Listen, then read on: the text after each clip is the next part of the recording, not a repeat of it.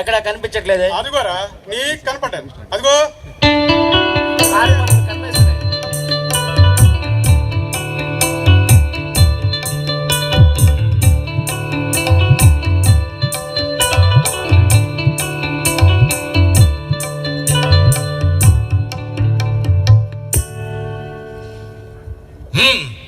మొదలు పెట్టండిరా పంచాయతీ. చూడండి పెదరాడి గారు, ఎక్కడ వీడు నా అల్లుడు. వీడు రోజు తాగొచ్చి నా కూతుర్ని తిప్పలు పెడుతున్నాడు. బాగా తాగి దిగేంత వరకు నా కూతుర్ని కొడుతూనే ఉన్నాడు. వీడి సంగతి మీరే చూడాలండి, మీరే చూడాలి. ఎరా పంచభూతాలకి అడిషనల్గా యాడైన ఆరో భూతం లాగున్నావు. చెప్పరా ఏంటి? మీ మామగారు చెప్పింది నిజమేనా?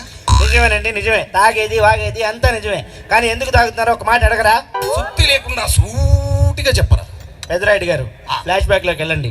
ఆ రోజు నా ఫస్ట్ నైట్ పాల గ్లాస్తో రావాల్సిన నా వైఫ్ పాయిజన్ సీసాతో వచ్చింది. తాకితే తాగుతానని బెదిరించింది. అదేదో మొగుడా మోస్కో సీరియల్లో 300 ఎపిసోడ్ల నుంచి హీరో హీరోయిన్కి మధ్య జంబల హాట్ లేదంట. వాళ్ళకి శోభనం అయితేనే కానీ మనకు ఫస్ట్ నైట్ అని అలాగే కూర్చోండి సార్. అంతెందుకు సార్, ఆ మధ్య కాశ్మోరా కాటికిరా అనే సీరియల్ చూసి సమాధుల మీద పడుకుందాం అని నన్ను లాకెళ్ళింది. దాని దెబ్బతో ఆ టార్చర్ తట్టుకొని చేత్తో పట్టుకొని తిరుగుతున్నాను సార్. మందు బాటిల్ సార్.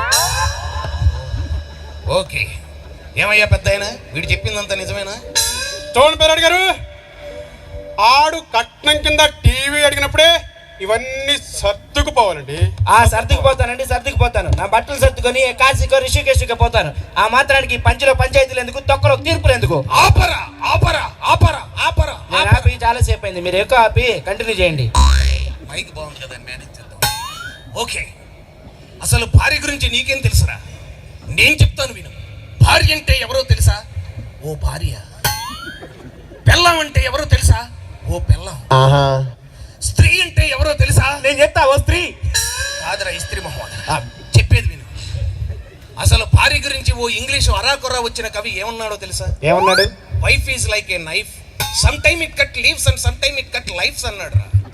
అంతెందుకు, the relationship between 2 members in the family must be like a knife and table, not must be like a knife and vegetable రా.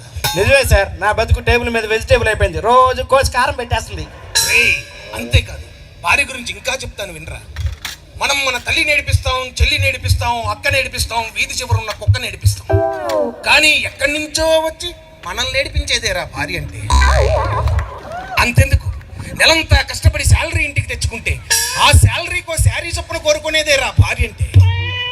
ఆకలిస్తుంది కదా అని అన్నం తిందామని ఇంటికి వస్తే వండుకుందంతా ఒకటే మెక్కి చివరికి 4 మెతుకులు మీది ఎక్కిళ్ళు రాకుండా నీళ్లు తాగి పడుకోమని చెప్పే జలదాతరా భార్య అంటే. భార్య అంటే ఇంట్లో డాన్, మొగుడికి శారీడాన్. అర్థం చేసుకోరా.